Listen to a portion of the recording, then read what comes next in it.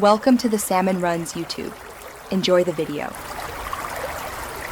You start by opening Google Maps and placing a marker or dropping a pin where you need the arrow oriented. Make sure your device's location and compass are enabled so the map can rotate with your heading. Once done, zoom in enough to see the blue direction arrow or the navigation indicator. That visual is what we'll adjust. You're preparing the canvas here. Accurate location and compass data make the next steps reliable and let the app compute bearing correctly. Now you change the arrow by switching the map from north up to heading up mode. Tap the blue dot or navigation icon to open orientation options, then rotate your device physically or use two-finger rotate gestures to set the desired bearing. If the arrow won't align, run the compass calibration prompt. Move the phone in a figure eight until calibration completes.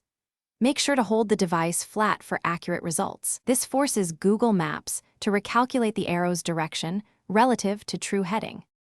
Finish by locking the arrow orientation if you're navigating. Tap the direction icon to enable heading up mode so the arrow stays aligned with your facing direction. If the arrow jitters or points wrong, toggle GPS/location off and on, recalibrate the compass, or enable high accuracy location in settings to reduce drift. As a last resort, restart the app or clear its cache to remove corrupted state. This often resolves. Thanks for watching. Consider subscribing if we helped you.